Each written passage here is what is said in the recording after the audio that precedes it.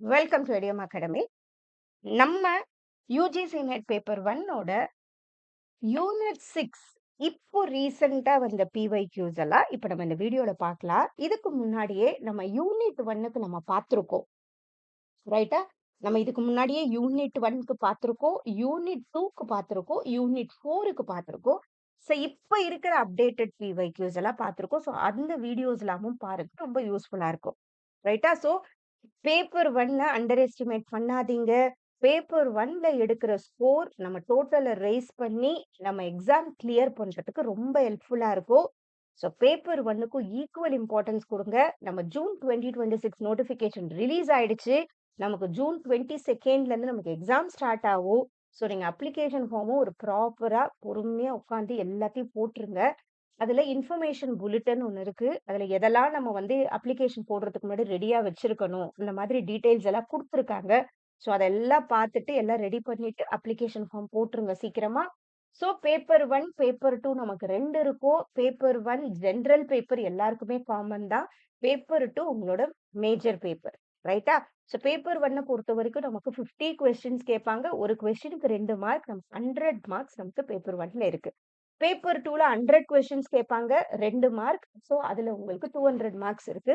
So UGC net exam டோட்டலா நம்ம 300 மார்க்ஸ்க்கு எழுத போறோம். இதுல நெகட்டிவ் மார்க்கிங் கிடையாது. கன்டினியூஸா இருக்கும். சிபிடி மோட்ல நம்ம பண்ண போறோம். ரைட்டா? இதுதான். ஸோ இதுக்கு உங்களுக்கு சப்போர்ட் தேவைப்பட்டா, நம்ம கிராஷ் கோர்ஸ் ஏப்ரல் 2ல இருந்து நம்ம பண்ணிட்டு இருக்கோம். நம்ம யுஜிசி நெட் பேப்பர் 2 எஜுகேஷன் இது ஒரு கிளாஸ் ரூம் கோர்ஸா இது நம்ம 5th பேட்ச் பண்றோம். ஸோ நீங்க எஜுகேஷன் மேஜர் பேப்பரா இருந்தாலும் ஜாயின் பண்ணலாம். கம்ப்ளீட் சப்போர்ட் நம்ம குடுத்துட்டு இருக்கோம். நெக்ஸ்ட் பேப்பர் 1க்கும் நம்ம குடுக்குறோம். பேப்பர் 1ஓட கிராஷ் கோர்ஸ் 2000. நமக்கு ஓன் ஆப் இருக்கு. ஆப்ல நம்ம கோர்ஸ் கண்டக்ட் பண்ணிட்டு இருக்கோம். ரைட்டா? ஸோ பிளான் 2 கிராஷ் கோர்ஸ் மட்டும் தான் இப்ப அவைலபிளா இருக்கு. ஸோ இது ₹2000. ஸோ கண்டிப்பா ரொம்ப யூஸ்ஃபுல்லா இருக்கும். நமக்கு இதுக்கு மண்டே, வெட்னஸ்டே, ஃப்ரைடே நமக்கு இது லைவ் ரிவிஷன் கிளாஸஸ் 8:30 to 9:30 பண்றோம். இன்கேஸ் லைவ் அட்டெண்ட் பண்ண முடியல, ரெக்கார்ட் ஆயிடும் அது ஆட்டோமேட்டிக்காவே. டவுன்லோடபிள் பிடிஎஃப்ஸ் குடுக்குறோம். கிளாஸ்லயே நிறைய எம்சிக்யூஸ் டிஸ்கஸ் பண்றோம். நம்ம இது பேப்பர் 1 இது நம்ம பண்றது 5th பேட்ச். ஸோ எல்லா சைக்கிள் கொஸ்டின்ஸ் அனலைஸ் பண்ணி அதுக்கேத்த மாதிரி பிராக்டிஸ் பண்ணிட்டு இருக்கோம். டவுன்லோடபிள் பிடிஎஃப்ஸ் குடுக்குறோம். கூடவே சிபிடி மோட் டெஸ்ட் சீரிஸ் நிறைய ஆட் பண்ணியிருக்கோம். ரைட்டா? சிபிடி மோட்னா நீங்க ஜஸ்ட் ஃபோன்லயே கிளிக் பண்ணலாம். இந்த டெஸ்ட் முடிச்சோன சப்மிட் பண்ணா உங்களோட மார்க்ஸ் டிஸ்ப்ளே ஆகும். கூட எல்லா கொஸ்டின்ஸ்க்கும் நம்ம ஆன்சரும் இன்க்ளூட் பண்ணியிருப்போம். ஸோ நிறைய நம்ம கத்துக்கலாம். இந்த மாதிரி சிபிடி மோட் டெஸ்ட் பண்ணி பார்க்கும்போது நமக்கு டைம் மேனேஜ்மெண்ட் வளரும். ரீடிங் ஸ்பீடு வளரும். யுஜிசி நெட் கொஸ்டின பொறுத்தவரைக்கும் கொஸ்டின்ஸ் கொஞ்சம் லென்தியா இருக்கும். கொஞ்சம் ஸ்டாண்டர்ட் இங்கிலீஷ் யூஸ் பண்ணியிருப்பாங்க. ஸோ நிறைய விஷயத்துல நம்ம கொஞ்சம் ப்ரிப்பேர் பண்ணிக்கணும். அப்பதான் கிளியர் பண்ண முடியும்.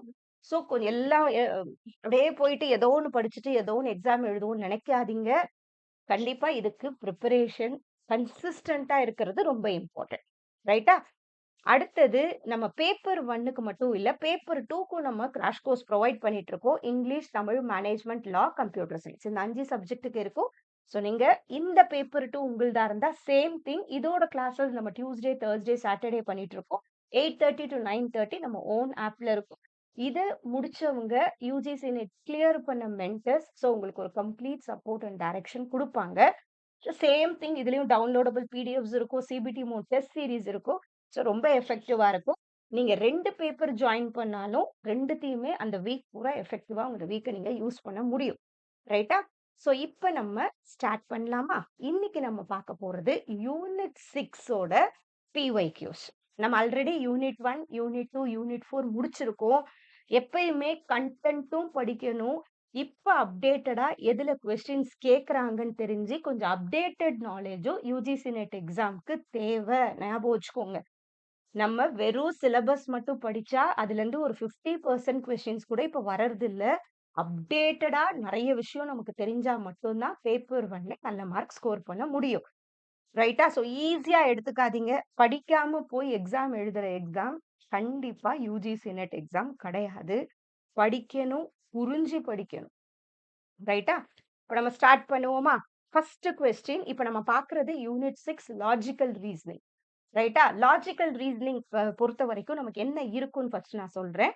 நமக்கு ஆர்கியூமென்ட்னா என்னன்றத முதல்ல தெரிஞ்சுக்கோங்க. அடுத்தது இந்த ஆர்கியூமெண்ட்ல நமக்கு இண்டக்டிவ், டிடக்டிவ்னு 2 இருக்கும். அது கண்டிப்பா தெரிஞ்சிருக்கணும். ஓகேவா? இது நீங்க முடிச்ச உடனே நமக்கு சிலாஜிசம்னு நம்ம சொல்லுவோம். இதுதான் அரிஸ்டாட்டிலியன் சிலாஜிசம் நமக்கு இருக்கு. சிலாஜிசம் எப்பயுமே என்ன இருக்கும்னா, டிடக்டிவ்ல இருக்கும். டிடக்டிவ்னா என்ன? ஜெனரல்ல இருந்து ஸ்பெசிஃபிக் மூவ் ஆகும். நம்ம சிலாஜிசம் பொறுத்தவரைக்கும் ஒரு பிரிமைஸ், இன்னொரு பிரிமைஸ். பிரிமைஸ்ங்கிறது நம்ம பார்க்கிற காரணங்கள். அதிலிருந்து போகுதுதான் கன்க்ளூஷன் நம்ம சொல்லுவோம். ரைட்டா? பிரிமைஸ் 1, பிரிமைஸ் 2ங்கிறது என்னது? நம்ம பார்க்கிற காரணத்துல இருந்து நம்ம ஒரு முடிவுக்கு போறோம் இல்லையா? அததான் நம்ம சிலாஜிசம்னு நம்ம சொல்லுவோம். இதுதான் வெஸ்டர்ன் சிலாஜிசம். ரைட்டா? அடுத்தது 1 செகண்ட். நெக்ஸ்ட் இது நம்ம படிச்சு முடிச்சுட்டோம். நெக்ஸ்ட் கன்க்ளூஷன் நம்ம போன உடனே, அடுத்தது நமக்கு என்ன இருக்குன்னா, கன்க்ளூஷன் முடிச்ச உடனே ம். வெஸ்டர்ன் சிலாஜிசம் முடிச்ச உடனே நீங்க ஸ்கொயர் ஆஃப் அப்போசிஷன் நீங்க படிக்கணும். ஸ்கொயர் ஆஃப் அப்போசிஷன் படிக்கணும். இந்த ஸ்கொயர் ஆஃப் அப்போசிஷன் நம்ம படிச்ச உடனே, அடுத்தது நமக்கு இது லாஜிக்கல் ஈக்குவலன்ஸ்ன்னு சொல்லுவோம்.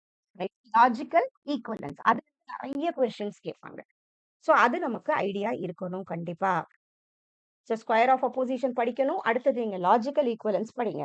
லாஜிக்கல் ஈக்குவலன்ஸ் முடிச்ச உடனே, இதுல கொஞ்சம் வென் டயகிராம் கொஸ்டின்ஸ் கேட்பாங்க.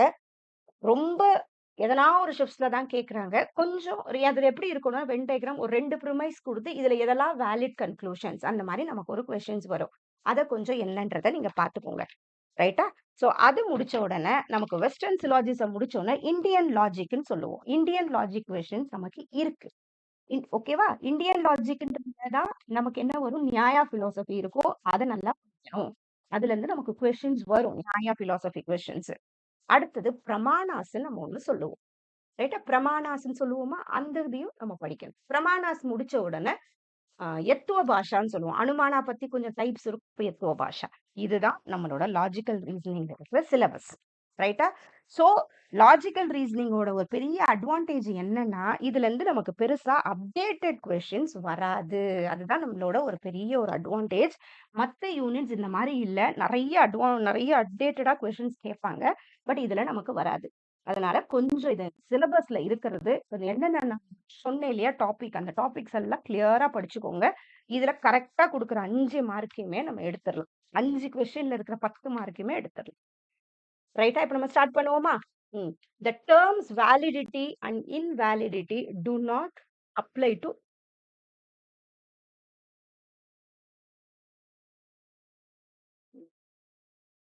right. The terms validity and invalidity do not apply to inductive arguments. In an inductive argument, the conclusion doesn't have sufficient ground in the premises. So, inductive, deductiveங்கிறது ரொம்ப ரொம்ப important. ரைட்டா?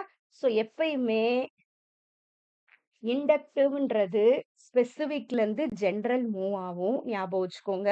நம்ம பார்க்குற சில அப்சர்வேஷன்ஸ்ல இருந்து நம்ம ஒரு முடிவுக்கு போறோம்னா, அது இண்டக்டிவ். ரைட்டா?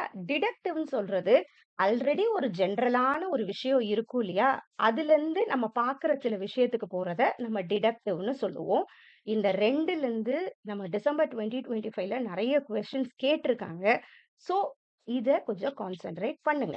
அடுத்தது இண்டக்டிவ பொறுத்தவரைக்கும் நம்ம பார்த்ததுலருந்து சில விஷயத்துக்கு மட்டும் தானே போறோம். அதுல என்ன வரும்னா நமக்கு, அந்த இடத்துல நமக்கு எப்பயுமே 1 செகண்ட். சோ, இண்டக்டிவ பொறுத்தவரைக்கும் நம்ம இத ப்ராபபிள்ன்னு சொல்லுவோம். ப்ராபபிலிட்டி ஞாபகம் வச்சுக்கோங்க. டிடக்டிவ பொறுத்தவரைக்கும் அதுல சர்டைன்னு சொல்லுவோம். இந்த 2 வார்த்தை ஞாபகம் வச்சுக்கோங்க. இப்ப நான் சொல்றேன். The terms validity and invalidity do not apply to inductive argument. இது வந்து டூ நாட்ன்னு சொல்லிட்டாங்க. அதனால இது ரைட்டு. இந்த வேலிடிட்டி, இன்வாலிடிட்டின்னு சொல்றது நம்ம டிடக்டிவ் ஆர்குமெண்ட்ல தான் யூஸ் பண்ணுவோம். இண்டக்டிவ்ல யூஸ் பண்ண மாட்டோம். ஸோ இது ரைட் தான். Next. In on inductive argument the conclusion doesn't have sufficient ground in the premises. Correct. ஏன்னா நம்ம பார்த்த சில விஷயத்துல இருந்து தான் நம்ம ஒரு முடிவுக்கு போறோம். ஸ்பெசிபிக் டு ஜெனரல் இருக்கும். அதனால இதுவும் ரைட்டு. சொன்னா இதுக்கு ஆன்சர் வந்து A. Both A and R are true. R is the correct explanation of A. ரைட்டா? ஸோ இந்த கொஸ்டின் டிசம்பர் 2025ல கேட்ட கொஸ்டின். நெறைய ஷிஃப்ட்ஸ்ல நான் நோட்டீஸ் பண்ணேன். இந்த இண்டக்டிவ், டிடக்டிவ் ஒரு மேஜர் ரோல் ப்ளே பண்ணியிருக்கு. ஸோ இத கொஞ்சம் கிளியரா படிச்சுக்கோங்க. ரைட்டா? அடுத்தது போயிடுவோமா நெக்ஸ்ட் கொஸ்டின்? Next question.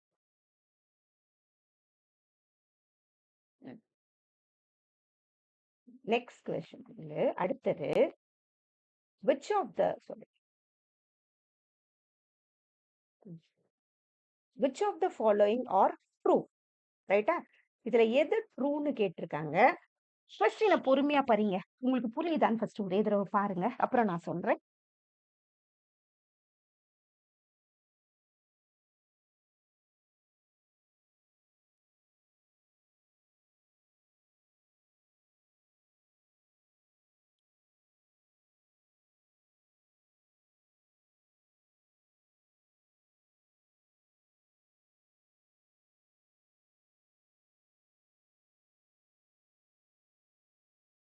சொல்றேன் இங்க என்ன கொடுத்துருக்காங்கன்னா in an argument இது அப்படியே fallacyல வர கொஸ்டின் நமக்கு fallacyன்றது இருக்கு லாஜிக்கல் ரீசனிங்ல fallacyனா என்னன்னா நம்ம பாக்குற சில விஷயத்து இருக்கும் அதுல இருந்து ஒரு முடிவுக்கு போறோம் இல்லையா அது நம்ம சரியா பார்க்கலன்னா அத சரியா புரிஞ்சுக்கலன்னா நம்மளோட ரீசனிங்ல தப்பாகும் இல்லையா அததான் நம்ம fallacyன்னு சொல்றாங்க ரைட்டா சோ இதுல இந்த ஆர்கியூமெண்ட் ஃப்ரம் ignorance fallacy இதுல கொஞ்சம் fallacies பத்தி கொஞ்சம் நமக்கு தெரியணும் அப்பதான் நீங்க இந்த இடத்துல பண்ண முடியும் ரைட்டா சோ இதோட ஆன்சர் என்னன்றத சொல்லிட்டு நான் இங்க வரேன் அப்பதான் உங்களுக்கு புரியும் ஃபர்ஸ்ட் எடுத்தோம் செகண்ட் இதுல ignorance fallacy நம்ம சொல்றோம் இல்லையா இந்த ignorance fallacyனா என்னன்னா சில விஷயம் நம்ம ஓரளவு தான் தெரியும் அத பத்தி இன்னும் கொஞ்சம் டீடைல்டா படிக்க நம்ம முயற்சி பண்ண மாட்டோம் அந்த மாதிரி இருக்கிறதா இப்படிதான் இருக்கும் அந்த மாதிரி நம்ம முயற்சி பண்ணிட்டோம்னா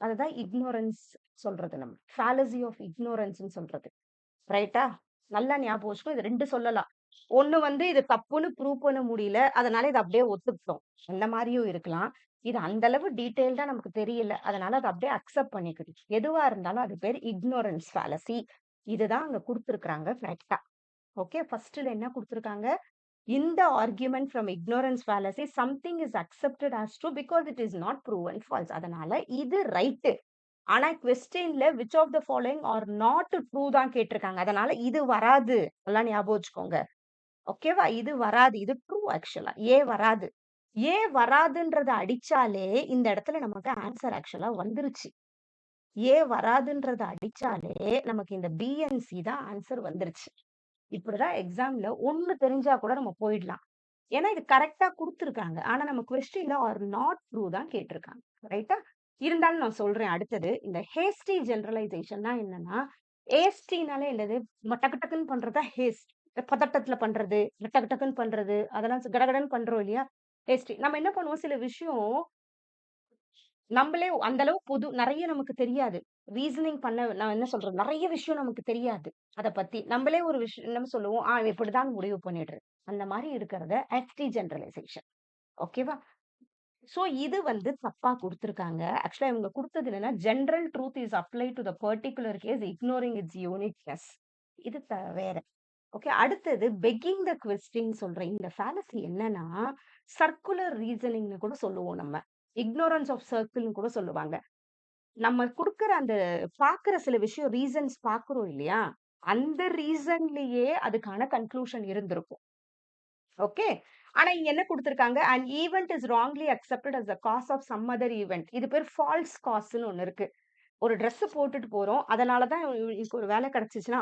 அந்த ட்ரெஸ்னாலதான் வேலை கிடைச்சிச்சுன்னு எல்லா வாட்டியும் அதையே நம்புறது இது தப்பு ஃபால்ஸா காசு நம்மளே நினைச்சுக்கிறது அது வேற இது வேற ஒரு இக்னோரன்ஸ் வேற ஒரு ஃபேலசி ஓகேவா இது பெக்கிங் த கொஸ்டின் ஃபேலசினா அந்த ப்ரிமைசஸ்லயே கன்க்ளூஷனுக்கானது இருக்கும் அடுத்தது fallacy of amphiboly இங்க கரெக்டா தான் கொடுத்திருக்காங்க occurs in arguing from premises whose formulations are ambiguous இந்த ambiguousனா என்ன புரியாம இருக்கிறது because of their grammatical construction இதுதான் amphiboly ஞாபகம் வச்சுக்கோங்க amphibolyனா அந்த grammatical construction தப்பா இருக்கும் போதும் அதுக்கு மெயினா சொன்னா இந்த மாதிரி சொல்லுவோம் நம்ம okay I've seen that person with the telescope நான் பார்த்தேன் ஆக்சுவலா டெலஸ்கோப்ல பட் அது ரெண்டு மாதிரியும் நம்ம திருச்சி சொல்ல முடியும் இல்லையா அவன் டெலஸ்கோப் வச்சிருந்த மாதிரியும் சொல்ல முடியும் அந்த மாதிரி கிராமட்டிக்கல் ஸ்ட்ரக்சர் புரியாத மாதிரி இருந்தா அது ஆன்சிபோலி நம்ம சொல்லுவோம் ரைட்டா ஸோ நல்லா ஞாபகம் வச்சுக்கோங்க இது ஸோ இதுதான் இந்த நாலுமே important ignorance fallacy hasty generalisation begging the question ஆன்சிபோலி இதுதான் நாலு கொடுத்துருக்காங்க அடுத்தது இந்த மாதிரி நமக்கு கேட்டிருக்காங்க எக்ஸாம்ல. ஓகே. இது கேட்டகாரிக்கல் ப்ரொபோசிஷன் டிஸ்ட்ரிபியூட்டடா அன்டிஸ்ட்ரிபியூட்டடா இது நமக்கு லாஜிக்கல் ரீசனிங்ல ரொம்ப இம்பார்ட்டன்டான பார்ட்ல வர்றது. ஓகே.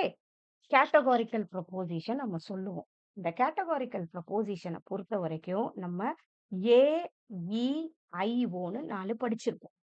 ரைட்டா? இந்த ஏஇஐஓவை இப்போ இததான் ஏஇஐஓ. இப்போ ஆல் எஸ் இஸ் பி நம்ம சொன்னோம்னா எஸ்ங்கிறது இங்க என்னன்னா டிஸ்ட்ரிபியூட்டட் நம்ம சொல்லுவோம். டிஸ்ட்ரிபியூட்டட்னா எஸ்ல இருக்கிற எல்லாத்தையும் அது குறிக்குது. அதுதான் டிஸ்ட்ரிபியூட்டட். பட் பிய பத்தி அந்த அளவு நமக்கு நாலேஜ் இல்ல. இது அன்டிஸ்ட்ரிபியூட்டட் நம்ம சொல்லுவோம். இத கொஞ்சம் மனப்பாடம் பண்ணி வச்சுக்கோங்க. ஏ இ ஐ ஓ இது எப்படி டிஸ்ட்ரிபியூட் ஆகும்னா இந்த இடத்துல டிஸ்ட்ரிபியூட்டட் அன்டிஸ்ட்ரிபியூட்டட் எழுதிக்கோங்க. ரைட்டா? அடுத்தது ஈய வந்து 2மே டிஸ்ட்ரிபியூட்டட் போட்டுக்கோங்க. ஐ வந்து 2மே அன்டிஸ்ட்ரிபியூட்டட் போட்டுக்கோங்க. இதுக்கு நேர்மாறா வரும் அன்டிஸ்ட்ரிபியூட்டட், டிஸ்ட்ரிபியூட்டட். ஓகே. இந்த இடத்த திருப்பி வேற ஒரு பாக்ஸ் நான் போடுறேன். இத கொஞ்சம் மனப்பாடம் பண்ணிக்கோங்க. இந்த கொஸ்டின் தெரிஞ்சா இது தெரிஞ்சாதான் நமக்கு இது ஈஸியா இருக்கும். டிஸ்ட்ரிபியூட்டட்னா என்ன? அங்க இருக்கிற எல்லாத்தையுமே நம்ம குறிச்சோம்னா டிஸ்ட்ரிபியூட்டட். அங்க இருக்கிற கொஞ்சம் திங்ஸ மட்டும் குறிக்கிறோம். இல்லன்னா அங்க இருக்கிற அந்த அளவு நமக்கு அந்த அளவு நாலேட்ஜ் இல்ல. அது ஃபுல்லா என்ன இருக்குன்ற நாலேட்ஜ் இல்லன்னா, அது அன்டிஸ்ட்ரிபியூட்டட் நம்ம சொல்லுவோம். இத மனப்பாடம் பண்ணிக்கோங்க. ரொம்ப இம்பார்ட்டன்ட். டிஸ்ட்ரிபியூட்டட், அன்டிஸ்ட்ரிபியூட்டட் கீழ அதே மாரி அன்டிஸ்ட்ரிபியூட்டட், டிஸ்ட்ரிபியூட்டட் வரும். நடுவுல டிஸ்ட்ரிபியூட்டட், டிஸ்ட்ரிபியூட்டட், அன்டிஸ்ட்ரிபியூட்டட், அன்டிஸ்ட்ரிபியூட்டட். இது நோ சென்டென்ஸ். எப்பயுமே ஞாபகம் வச்சுக்கோங்க. இது ஆல் சென்டென்ஸ். இது நோ சென்டென்ஸ். இது சம் சென்டென்ஸ். ஐனா சம் சென்டென்ஸ். ஓனா சம் நாட் சென்டென்ஸ். ரைட்டா?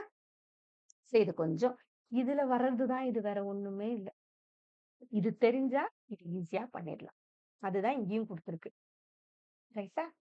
சோ இங்க எப்படி கொடுத்திருக்காங்க? இதோட answer A3 B1 C4 D2 A3 இங்க அந்த மாதிரி கொடுத்திருக்கிறது. A3 B4 இது A3 இது A வந்து எப்படி இருக்கு? டிஸ்ட்ரிபியூட் ஒன்லி சப்ஜெக்ட் டெர்ம்ஸ் அந்த மாதிரி பார்த்து பண்ணுங்க. ரைட்டா? இந்த தெரிஞ்சிருச்சுன்னா இந்த கொஸ்டின் நமக்கு ஈஸியா இருக்கும். A3 B4 D1 C4 D1 ஓகேவா? இது கொஞ்சம் படிச்சாதான் உங்களுக்கு கொஞ்சம் ஈஸியா இருக்கும். அது அடுத்தது 4th கொஸ்டின் பார்ப்போமா? which of the following are true? இதுல எது வந்து ட்ரூன்னு கேட்டிருக்காங்க. இதுல ஸ்டேட்மெண்ட்ஸ் என்னன்னா the conversion of O proposition. இது தெரிஞ்சுக்கிறதுக்கு முன்னாடி இன்னும் ஒண்ணே ஒண்ணு நான் சொல்றேன். நம்ம கன்வர்ஷன்னா என்னன்றத ஃபர்ஸ்ட் நமக்கு இதுல தெரியணும். ரைட்டா? கன்வர்ஷன்னா என்னன்னா இங்க நான் கன்வர்ஷன்னா என்னன்னா இந்த சப்ஜெக்ட் பிரெடிகேட் நம்ம சொல்லுவோம். சப்ஜெக்ட்னா என்னது? இப்ப ஆல் எஸ்எஸ்பி நம்ம சொல்றோம் இல்லையா? ஆல் எஸ்எஸ்பி நம்ம சொல்றோம். ரைட்டா? இது கொஞ்சம் எனக்கு எழுதுறதுக்கு இதுவாகுது. சோ அது அப்படியே நேர்மாறா வர்றது. All SSP all P is S நம்ம சொன்னோம்னா அதுதான் நம்ம கன்வர்ஷன் சொல்லுவோம்.